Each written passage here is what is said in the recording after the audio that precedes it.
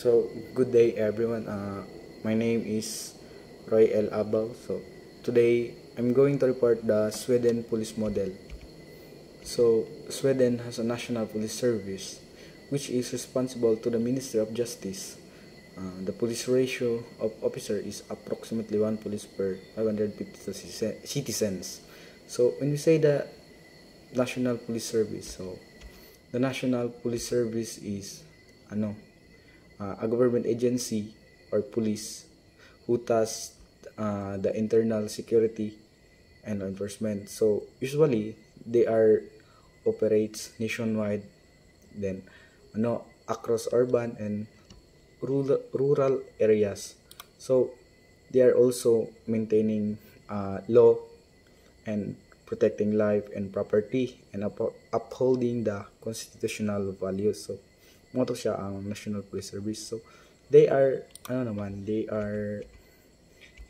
responsible to the Ministry of Justice. So when we say the Ministry of Justice, the Ministry of Justice is a government department or ministry in many countries that is responsible for overseeing the justice system, including courts, prison, law reform, and legal affairs. So, ang Ministry of Justice, kung diri pa na siya sa Pilipinas, diri pa sa ato, mo na siya ang Department of Justice. So, the next is the Swedish Police Authority. The Swedish Police Authority is the national police force of Sweden. It is responsible for law enforcement, criminal investigation, and maintaining public order throughout the country. So, it's like what I've said kanina po. The Swedish is a national police service. So, they are responsible for the law enforcement, criminal investigation, and maintaining public order. The Swedish police duties, first, preventing and investigating crimes. So they are prevent and investigate crimes, maintaining public order, enforcing the laws and regulation, providing assistance to the public in emergency situation, working with other agency to ensure the public safety. So mo ni ang mga duties sa Swedish Police. The National Police Academy is primarily responsible for the training for incoming police officer. So this agency naman sa Sweden. So the National Police Academy, so they are the responsible to train a person or people who will become a police of their country.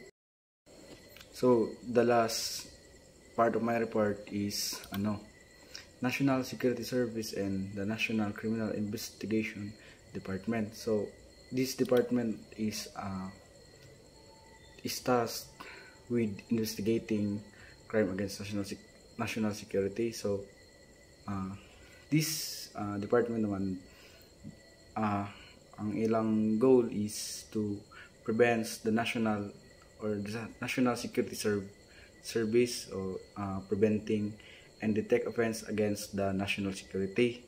So they are also fight terrorism and protect the central government. So these are the tasks of national security and national criminal investigation. Counterintelligence is practice or identifying threats from foreign intelligence service, including preventing sabotage and assassination. Muna siya ang counterintelligence. So the next is counterterrorism, protect of VIPs, and counter supervision. Good morning, sir. My name is Nathaniel Jan Mablas. Local level.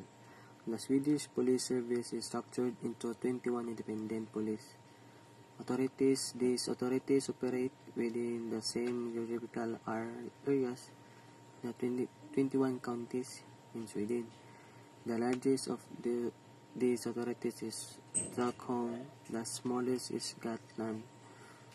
So kani kay Precious Sweden ka daw kay man siya ang mga traded na nasundon nga pulisya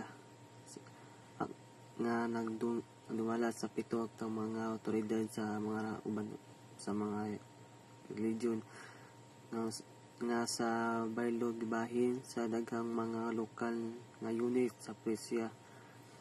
Kini ang sakto nga mopili sa ngaging sistema sa 21 nga autonomous nga otoridad sa pulisya sa lalawigan ng kiniadtong 2015 para sa atong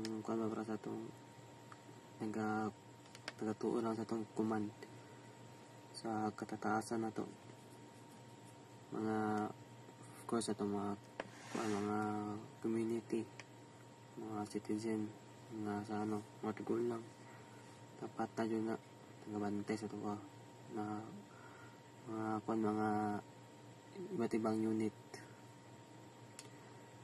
Next, these local police authorities' primary responsibilities include: number 1, law enforcement; number 2, answering calls in an emergency, investigating crimes, and preventing them; number 4, issuing licenses, permits, and passports.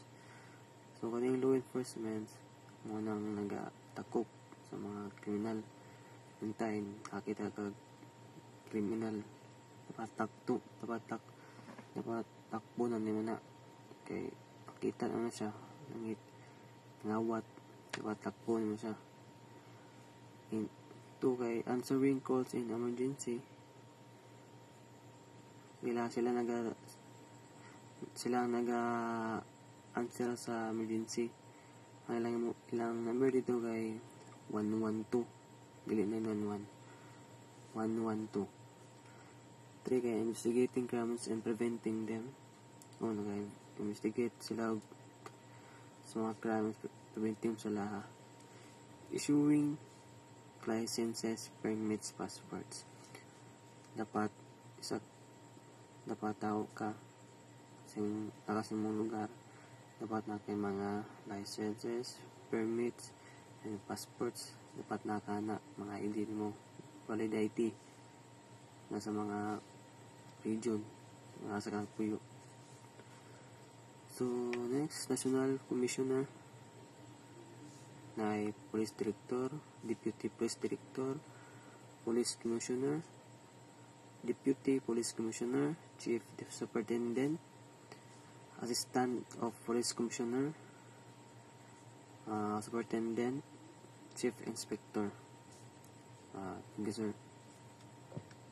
Good morning, everyone. My name is John Prince S. Perez. Today I will giving a brief overview of Greece Hellenic Republic. Greece is located in the southern part of Balkan Peninsula. It has a population of around 11 million people and covers an area of approximately 131 and 940 square kilometers. One of Greece's most notable features is its long coastline and large number of islands, the biggest of which is Crete. The capital city is Athens, which also the country's largest and most well-known city. The official language spoken in Greece is Greek. In terms of population, the country is largely homogeneous. However, about 10% of the population are economic immigrants, most of whom arrived during the late 1980s and early 1990s. Hello everyone, good day. I am Dane Feppenton and I am going to continue the report, and I'm gonna tackle the recruitment, training, and promotion. So about the recruitment, training, and promotion, police recruits must be high school graduate and Greek citizen, of course. Also, they should be 18 to 26 years of age, and they should be satisfactory in height, body composition requirement, health, and personality, and also athletic test. So, next part is gender quota. about the gender quota, 20% for women, but it is annulled in year 2003. Annulled means napawala ang visa ang kaning 20% for women,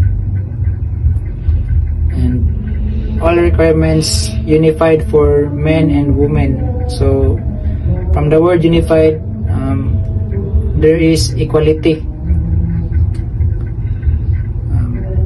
Also depending on scores and personal preference. And then 100 recruits admitted to School of Police Lieutenant, which is in Athens, and 1,100 recruits admitted to country's 9 police constable school, which is in various town cities around the country. So ang duration of studies, 5 semesters sa School of Police Lieutenant, and then 8 semesters basta sa School of Police Constables. And then during their training, they receive salary and medical insurance. Then after 3 years of service, police constables younger than 35 years old, they can be promoted to police sergeant and passed set of examination recommended for advancement for superior officer. So meaning police constable daw nga younger than 35 years old kay ma-promote sila sa or they can be promoted to police sergeant. Promotion to other rank based either seniority or merit. So mao lang ginabasehan seniority or merit. So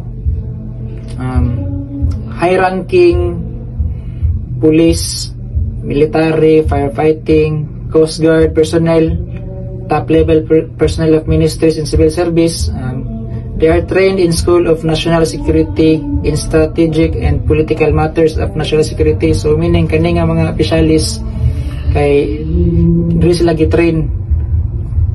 They are trained in School of National Security in strategic and political matters of national security. So that's what it means.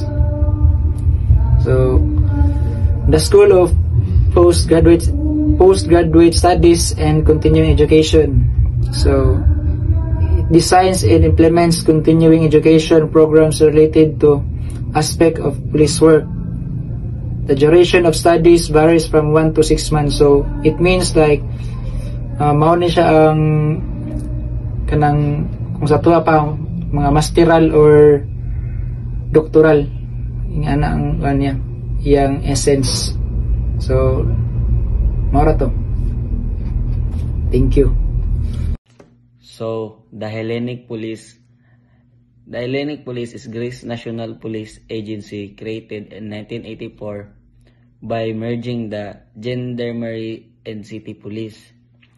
It maintains public order, security, civil defense, and supports the armed forces except for ports and seas handled by Coast Guard. Next is organization. The chief of police holds the rank of Lieutenant General, leads the force, and reports directly to the Minister of Interior. The chief serves a 2-year term extendable for more 1 year.